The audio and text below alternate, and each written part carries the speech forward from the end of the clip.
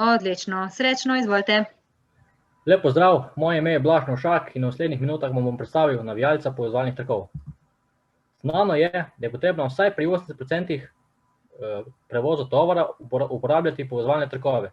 Tudi sam še v življenju veliko krat srečam z njimi, to delo mi nikoli ni bilo všeč, še posebej zvijanje le-teh. Zato je bila moja ideja izdelati produkt, kateri bo olajšal delo zvijanja povezovalnih trakov. Problem, katerega sem zaznal pri upravljanju dela v gozdu in je značilen tudi za ostale poklice, kot so avtoprevozniki, vozniki tovornih vozil, kmetje, gozdarji, je oteženo zvijanje trakov na roke, kjer je tudi ogromno časa. Nekateri teh trakov sploh ne zvijajo in jih enostavno dajo v prostor, kamor jih odlagajo. Tako se te razviti trakovi med seboj zapletejo in tako nastane še večji problem pri naslednji uporabi. Poleg tega pa razviti trakovi zavzamejo veliko več prostora, kakor razviti. Tako sem naredil produkt, kateri se imenuje navijalec povezovalnih trakov. V predstavitvenem videu lahko vidite problem, katerega sem reševal, in to je zvijanje na roke. Nek povprečen čas zvijanja takšnega traku na roke je okoli 1 minute. Takšen isti trak se pa z mojim produktom lahko zvije že tudi v 10 sekundah. V zgornji tabeli lahko vidite razlike v časih. Poklici, kot so avtoprevozniki, na dan v 8 urah zvijajo tudi 20, 30 ali celo več trakov v enem dnevu. Tako je očitna razlika v času od 15, 20 ali več minut na dan. Med samim razvojem sem velik poudarek dajal na enostavnost pri uporabi. Zato sem v produktu vgradil magnet, s katerim se navijalec enostavno pričesi na jekleno površino. Tako je navijalec stabilen in pripravljen za navijanje. Poleg tega se pa lahko s tem produktom navija tudi ostale vrste oziroma vse vrste povezovalnih trakov, celo tudi kakšnih vrvi. V ponudbi sem dobil tudi kakšno, če bi lahko naredil produkt, s katerim bi lahko navijal kakšne kable.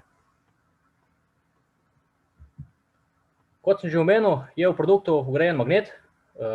Za lažje in hitro vrtenje poskrbite 2 kroglična režaja. Vsi kovinski deli so galvansko cinkani, kar pomeni, da je navijalec odporen proti koroziji. In tako je moj produkt pripravljen za vsakdanjo uporabo, tudi v najzahtevnejših razmerah. Edina obstoječa alternativa danes je zvijanje na roke. Razen 10% tovornjakov, kateri prevažajo hlodovino, že ima vsi vgrajen sistem za zvijanje.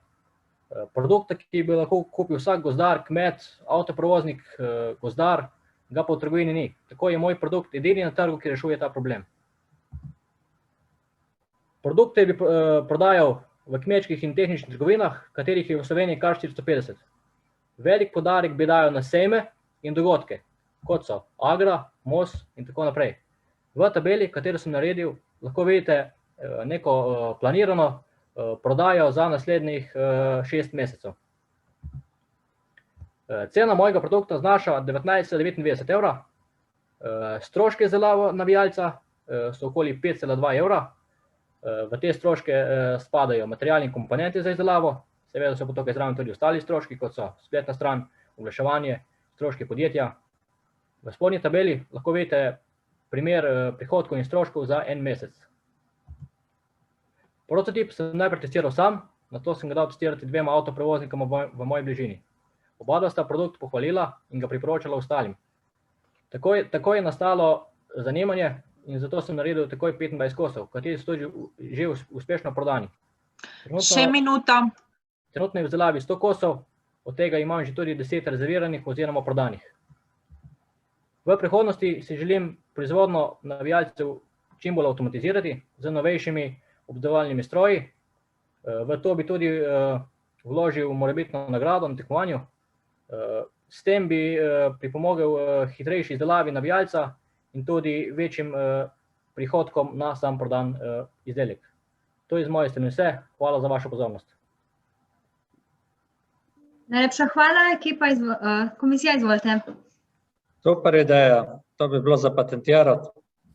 Res si lepo to napravil. Res dobro narejeno. Hvala lepa. Jaz nimam vprašanj. Lepo.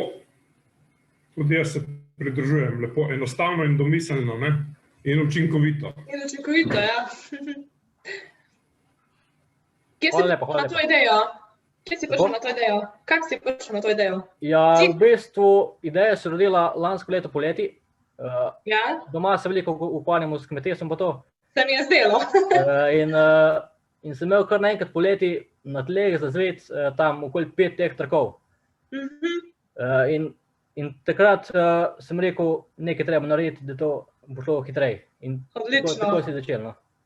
Zelo dobro si to pogruntal. Hvala lepa. Čestitam. Hvala. Mene zanima glede finančne, kako si ceno določil? Glede na stroške. Stroškov se pravi, za izdelavo enega imam, koliko sem omenil, 502 evra. Ceno sem postavil 20 evrov, zato ker, oziroma v prejšnjih produktih sem imel ceno malo nižjo, na to sem pa, ko sem videl zanimanje in ko sem res videl, da tega produkta ne da ni v Sloveniji, ga ni na svetu, sem rekel, grem takoj na 20 evrov, ker zanimanje je, zato sem šel tako. No. Kaj pa razmišljate tudi o kakšnem drugem oglaševanju še, ne samo preko sejmov, pa to, tudi Facebook skupine sem videla, kaj pa kakšna spletna trgovina v tem smislu? Seveda, ja, tudi spletna stran, spletno trgovino. Drugače pa velik poudarek bi dal na tehnične in kmečke trgovine. Ne. Tukaj res vidim velik trg, zato ker v teh trgovinah se ogromno mojih kupcev sprehaja in ogromno bi lahko to prodal. No. Ok, hvala. Hvala vam.